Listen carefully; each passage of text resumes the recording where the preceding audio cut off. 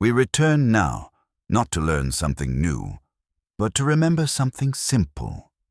Many people believe the Great Compassion Mantra is a sacred formula that can remove suffering just by being repeated. But today's teaching points directly to a deeper truth. The mantra is not magic. Its power does not come from sound alone.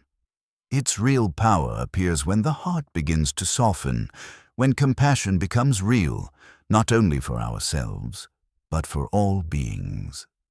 Avalokiteśvara explains that this practice was carried across countless lifetimes, and liberation arose not from recitation alone, but from sincere transformation.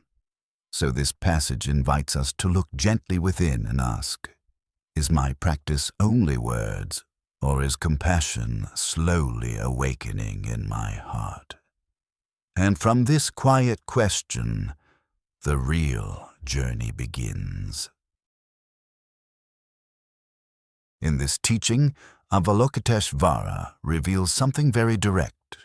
Anyone who wishes to hold this mantra must first awaken a compassionate heart. Without compassion, practice becomes mechanical.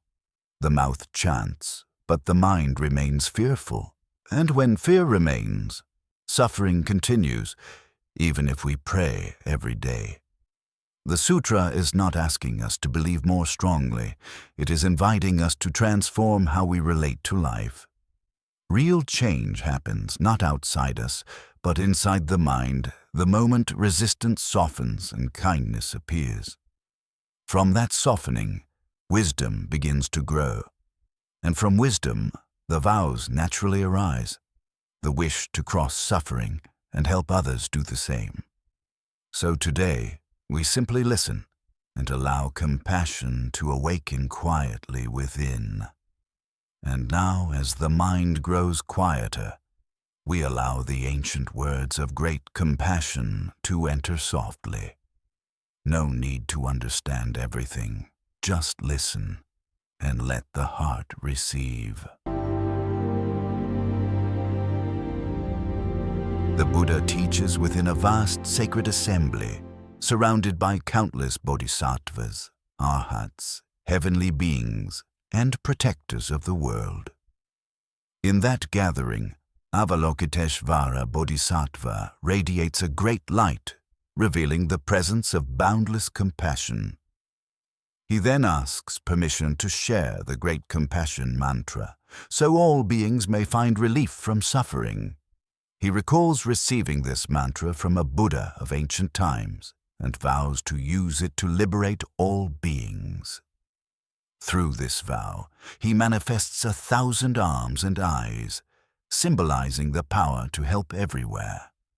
From that time onward, across countless lifetimes, he continues upholding this practice, guiding beings beyond suffering toward liberation. And now, having remembered the origin of great compassion, we gently enter today's sacred passage. From that time onward, I have remained within countless assemblies of innumerable Buddhas, again and again hearing and upholding this Dhāraṇī. Each time it was heard, immeasurable joy arose, and subtle cycles of birth and death were gradually transcended through countless lifetimes. From then until now, this mantra has never been forgotten. Through its continuous recitation, wherever rebirth occurs, one is no longer bound within the suffering of the womb, but is reborn in purity, as if arising from a lotus flower, meeting the Buddhas and hearing the Dharma. Therefore, anyone wishing to uphold this mantra must first awaken compassion toward all beings, and then make these vows. Homage to Great Compassion, Avalokiteśvara. May I quickly understand all teachings. Homage to Great Compassion, Avalokiteśvara. May the eye of wisdom soon awaken within me. Homage to Great Compassion, Avalokiteśvara.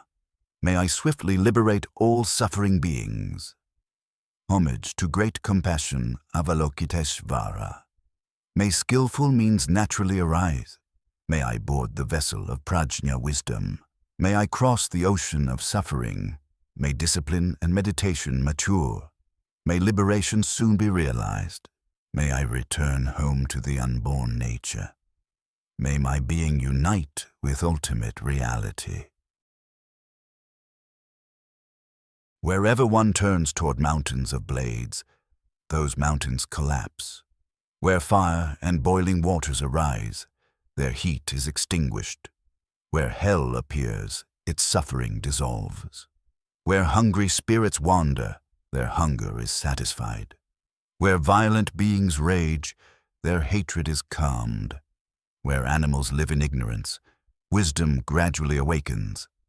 After making these vows, one sincerely calls my name and remembers Amitabha Buddha, then continues the sacred recitation. Those who recite this mantra 5 times within one day and night may dissolve heavy karma accumulated across countless lifetimes. Avalokiteśvara then speaks. If beings who uphold this mantra still fall into the 3 lower realms, may I never attain awakening. If they cannot be reborn in Buddha realms, may I never attain awakening. If they fail to gain wisdom and liberating concentration, may I never attain awakening. If sincere prayers are not fulfilled in this life, then this mantra cannot truly be called the Great Compassion Dhāraṇī. Except when requests arise from unwholesome intentions or from hearts lacking sincerity.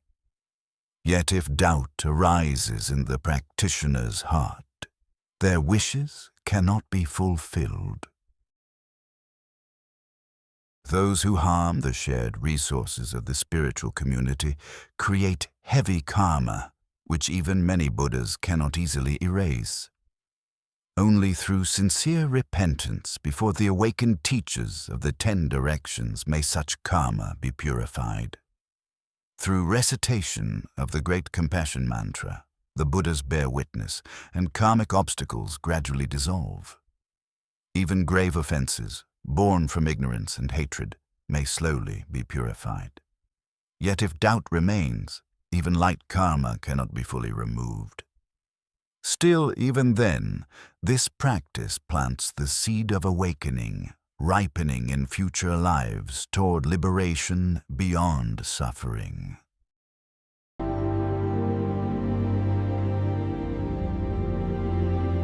This passage invites us to look beyond the surface of spiritual practice. Many people hope that repeating sacred words will erase suffering, as if pain could disappear through sound alone. But the sutra speaks of something deeper. Suffering does not continue because life is cruel. It continues because the same fear, anger, and confusion keep producing the same actions, and those actions create the same results, again and again. The mantra, then, is not a magic solution. It works because it slowly transforms the heart that reacts, the mind that clings, the fear that defends itself. And when the mind changes, the cycle of suffering begins to lose its force, like a fire no longer fed with fuel. When compassion awakens, our responses begin to change. Instead of reacting with anger, we pause. Instead of tightening around fear, we soften. Instead of grasping for control, we allow life to unfold more gently. And in this quiet shift, karma itself begins to change, because suffering cannot reproduce itself without the same reactions feeding it. This is why the sutra repeatedly returns to compassion as the foundation of practice. Not because compassion is morally superior, but because compassion frees the mind from its habitual struggle. So the real transformation is not dramatic or sudden. It is gradual, almost invisible at first, until one day we realize the heart has become lighter, and suffering no longer holds us as tightly as before. The sutra does not say, recite first, and compassion will come later. Instead, it tells us that before holding this mantra, the heart must awaken compassion toward all beings, because without compassion, practice easily becomes mechanical. The lips repeat sacred sounds, but inside, fear still dominates decisions, anger still burns in silence, and attachment continues to shape every action. In that state, the mantra becomes only a habit of the mouth, while suffering quietly continues in the heart. But when compassion appears, something subtle shifts. We stop fighting life. We stop defending ourselves against every discomfort, and in that softening, a new intelligence begins to arise, a wisdom not forced but naturally present. Compassion matters because it dissolves resistance. When the heart opens, we no longer see the world as something to conquer, but as something to understand. Fear softens, anger loses its urgency, and the need to control gradually loosens. Only then does practice become alive. Chanting is no longer a request for rescue, but an expression of a heart learning to include all beings, including itself. This is why the sutra insists that compassion must come first. Because when the heart opens, wisdom naturally follows. And when wisdom appears, our actions change. And when actions change, the future itself begins to unfold with less suffering and more freedom. When we hear the vows, they may sound like requests for protection or supernatural help. But the sutra is pointing to something much more intimate. These vows describe the stages of awakening within the human heart. To understand all teachings means learning to see life clearly, without denial or escape. To gain the eye of wisdom means recognizing suffering as it arises, instead of running from it. To cross the ocean of suffering does not mean escaping life, but learning not to drown in fear, anger, or despair. Each vow is not asking for miracles. It is guiding the mind step by step from confusion toward clarity. When the vows speak of skillful means, they point to something simple.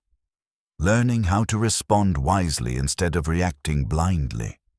When anger appears, we do not immediately attack.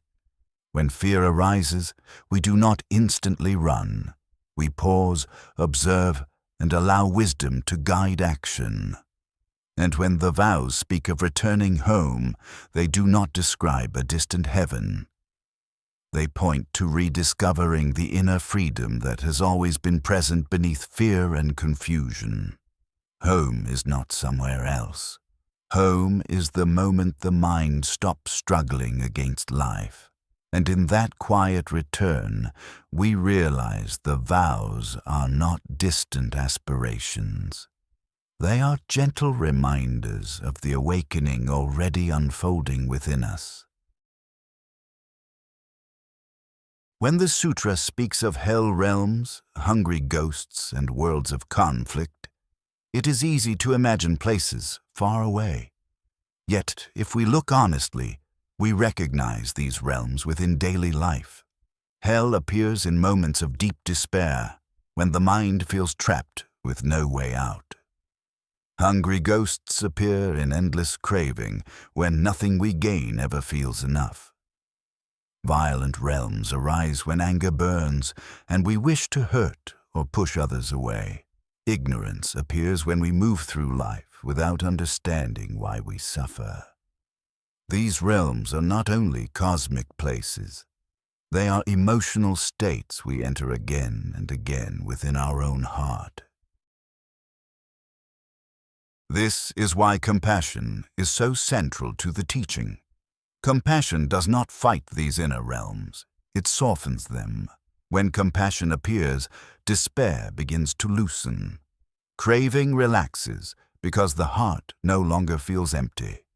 Anger fades as understanding grows, and ignorance slowly clears when we look at our own suffering with honesty and kindness.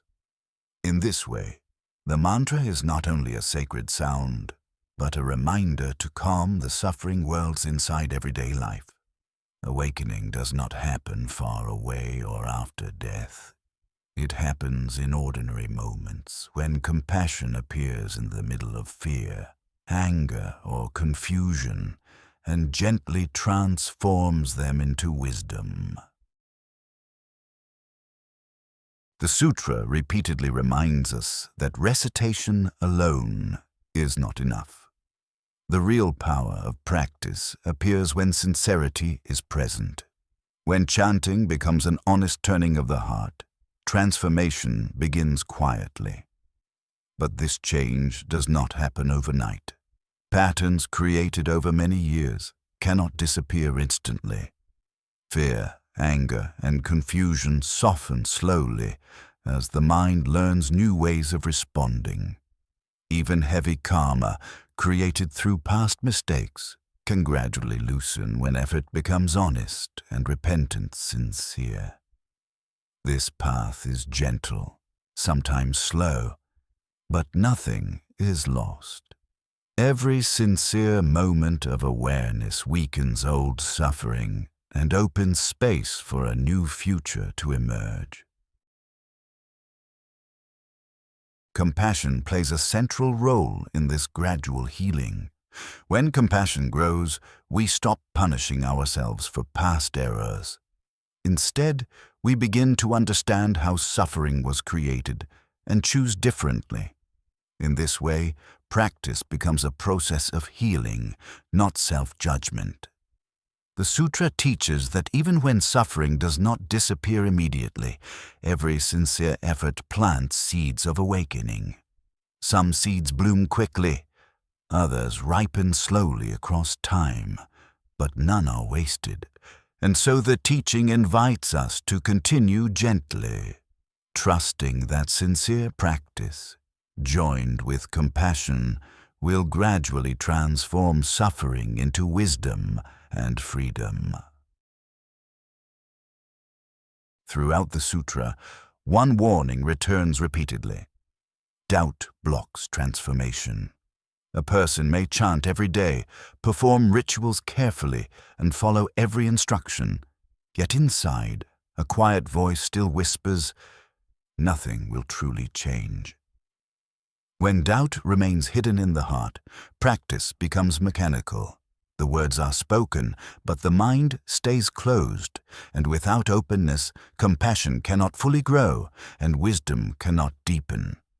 Transformation requires a small but sincere trust that change is possible.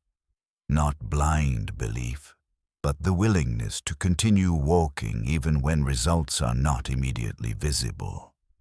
And from that small sincerity, the path gradually opens. The sutra does not ask for perfect faith. It simply asks for honesty of heart. Even a small sincerity, repeated every day, moves awakening forward. Because every moment we choose awareness instead of reaction, the future quietly changes. Sometimes progress feels slow, old habits return, suffering appears again, but no sincere effort is ever lost. Every step matters, even when the results cannot yet be seen. And slowly, almost unnoticed, fear loses its grip, anger softens, and compassion grows stronger. So the teaching invites us to continue gently, trusting that each sincere step brings us closer to freedom beyond suffering.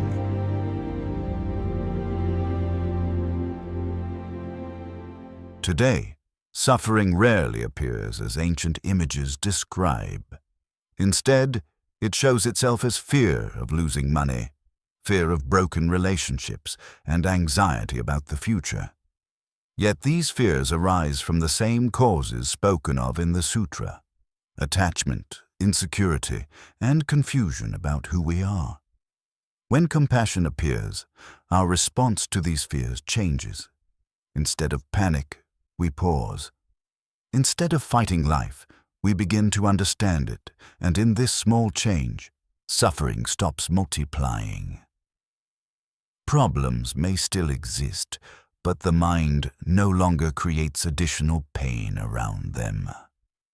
This is where ancient wisdom quietly meets modern life. In this way, the mantra slowly becomes more than ritual recitation. It becomes a living reminder to observe the mind throughout daily life. Each moment of awareness breaks the chain of reaction. Each moment of compassion opens space for wiser action. Liberation, then, is no longer distant. It appears in ordinary situations, in patient listening, gentle speech, and understanding during moments of conflict. Compassion becomes a daily practice, not only a spiritual ideal.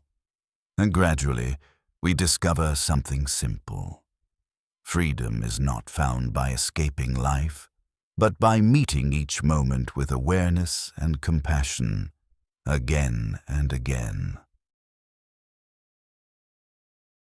In daily life, many difficulties arise not from the situation itself, but from how quickly we react to it.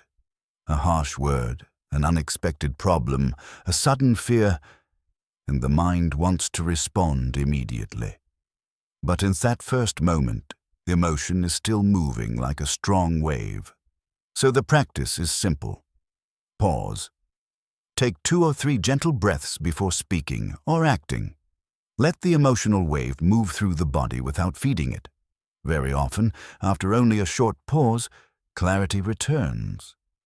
Words become softer, decisions become wiser, and many conflicts that could have grown simply dissolve.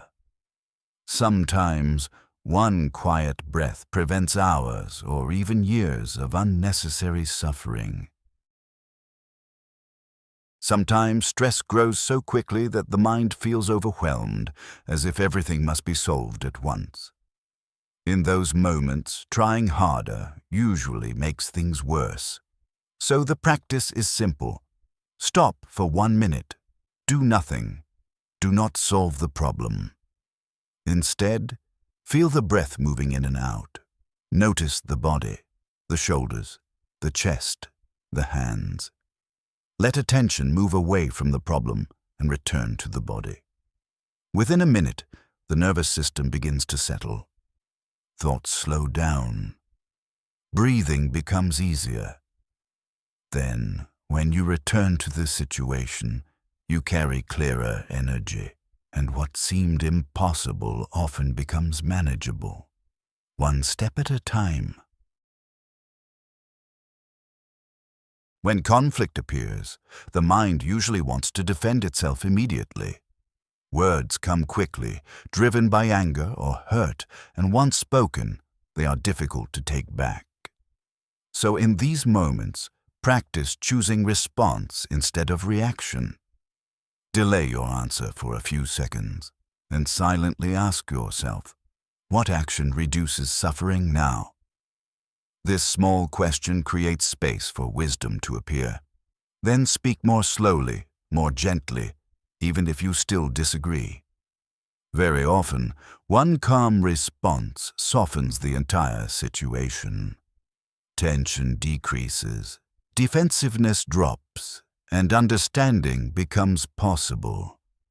In this way, compassion does not mean avoiding truth, but expressing truth without creating new suffering. There are days when energy feels low, and even simple tasks seem heavy. Often we ignore this fatigue, forcing ourselves to continue as if rest were weakness. But compassion also includes ourselves. When exhaustion appears, pause for a few moments. Allow the body to rest without guilt. Take a few quiet breaths or step away briefly from what drains you. A tired mind reacts easily with irritation. A tired heart loses patience quickly. But when we allow short moments of rest, clarity slowly returns. And with renewed energy, we respond more gently to life and to others. Sometimes, caring for yourself is the most compassionate act you can offer to the world around you. Compassion does not grow only in meditation or sacred spaces. It grows in small moments throughout daily life. When delays happen, practice patience. When someone speaks, listen fully instead of preparing your reply. Offer one small kindness each day without expecting reward. Hold the door, speak gently, or simply smile at someone struggling. These acts seem small, yet repeated daily, they slowly change the heart. Compassion becomes natural, not forced. And over time, these small gestures reduce suffering not only for others, but also within ourselves. Because kindness, once given, quietly returns, softening the world we live in. At the end of the day, before sleep arrives, take a quiet moment to look back gently. Remember one situation you handled with a little more patience or kindness than before. Appreciate even small progress. There is no need for perfection, and if mistakes were made, let them go without blaming yourself. Every day is a new opportunity to learn and begin again. As the mind releases regret and tension, sleep becomes lighter and the heart rests more easily. Then tomorrow, you can step into life again with a softer mind, ready to continue this simple practice, meeting each moment with a little more awareness and a little more compassion. As we come to the end of our time together, allow the body to relax gently. If possible, let the shoulders soften and unclench the jaw. There is nothing more you need to achieve now. Bring attention to the natural breath. Feel the air moving in and slowly moving out. No need to control it. No need to breathe differently. Simply allow the breath to move on its own. With each exhale, let the body grow lighter. With each inhale, feel a quiet sense of presence returning. For these few moments, there is nowhere to go, nothing to fix. Only breathing and gently resting in awareness. As the breath continues, allow the mind to settle naturally. Thoughts may still appear, and that is perfectly fine. There is no need to push them away, and no need to follow them. Simply notice each thought as it comes, and let it pass like clouds moving across the sky. For now, there are no problems to solve, no future to worry about, no past to correct. Just this moment of quiet presence. As worries loosen, an inner space appears, a gentle openness where awareness rests without effort. Stay here for a few breaths, allowing the mind to grow calm and the heart to grow light. As the mind grows quieter, invite a gentle feeling of kindness toward yourself. Not by force, not by effort, but as a soft intention in the heart. Perhaps silently say, "May I be at peace." Allow this kindness to flow naturally, like warmth spreading through the chest. Then, if you wish, extend this same gentle wish to others, to someone you love, to someone struggling, or simply to all beings seeking peace. No need to imagine clearly. Just allow the feeling to open slightly. Compassion does not need to be created. When resistance softens, it appears on its own, quietly reminding us that we are never separate from one another. Now, allow even these words to fade into silence. Let the body and mind rest together without effort. There is nothing to chant, nothing to visualize, nothing to achieve. Simply remain present for a few quiet breaths. Feel the body sitting or lying, supported by the earth. Feel the gentle movement of breathing, and notice the quiet awareness that is already here. In this stillness, nothing is missing. For a few moments, allow yourself to simply be. No striving, no correcting, only quiet presence. Rest here in this simple awareness, as compassion and calmness settle naturally within the heart.